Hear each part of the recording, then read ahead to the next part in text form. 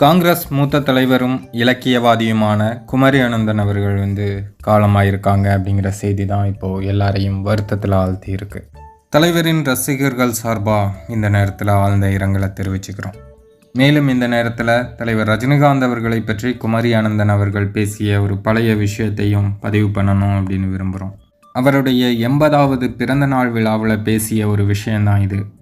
அதாவது, ரஜினி ஆதரவை ஏற்று இருந்தால் ஆட்சியை பிடித்திருப்போம், குமரி அனந்தன் வேதனை அப்படின்னு பத்திரிகையில் கூட அந்த செய்தி வெளியாக இருந்தது.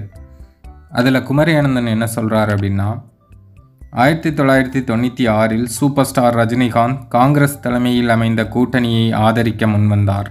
பல சந்திப்புகளை பல கட்சி தலைவர்களோடு நடத்தி தமிழ்நாடு காங்கிரஸுக்கு 14 கட்சிகளின் ஆதரவை பெற்றிருந்தோம். தலைவர் ரஜினியின் செல்வாக்கை பற்றி மக்கள் கருத்தை கேட்டறிந்த ஓர் அமைப்பு அவருக்கு மக்களிடையே 56% ஆதரவு இருப்பதாக அறிவித்தது. தமிழ்நாடு காங்கிரஸின் நிர்வாக குழு என் தலைமையில் கூடி ஒருமனதாக இதை வரவேற்றது. பல பணிகளுக்கிடையேயும் 3 முறை டெல்லி சென்று அன்றைய அகில இந்திய காங்கிரஸ் தலைவராகவும் பிரதமராகவும் இருந்த நரசிம்மராவை சந்தித்தார் தலைவர் ரஜினி.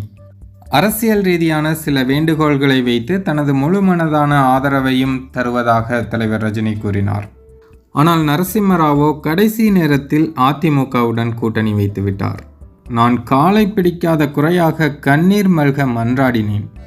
எனக்கு பதவி வேண்டாம், ஆனால் காமராஜ் தொண்டன் குமரி அனந்தன் தலைவராக இருந்தபோது இழந்த காங்கிரஸ் ஆட்சி மீண்டும் வந்தது என்ற வரலாறு பதிக்கும் ஒரு வரி எனக்கு போதும் என்று கெஞ்சினேன்.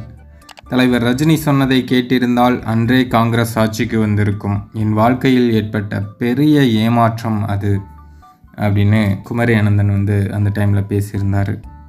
தலைவர் ரஜினிகாந்த் அவர்களுடைய அரசியல் ஆளுமை எந்த அளவுக்கு இருந்தது அப்படிங்கிறது பற்றி குமரி அனந்தன் பேசிய விஷயங்கள் தான் இது. குமரி அனந்தன் அவர்களை இழந்து வாடும் அவரது குடும்பத்தினருக்கு தலைவரின் ரசிகர்கள் சார்பாக ஆறுதல்களை தெரிவிச்சுக்கிறோம்.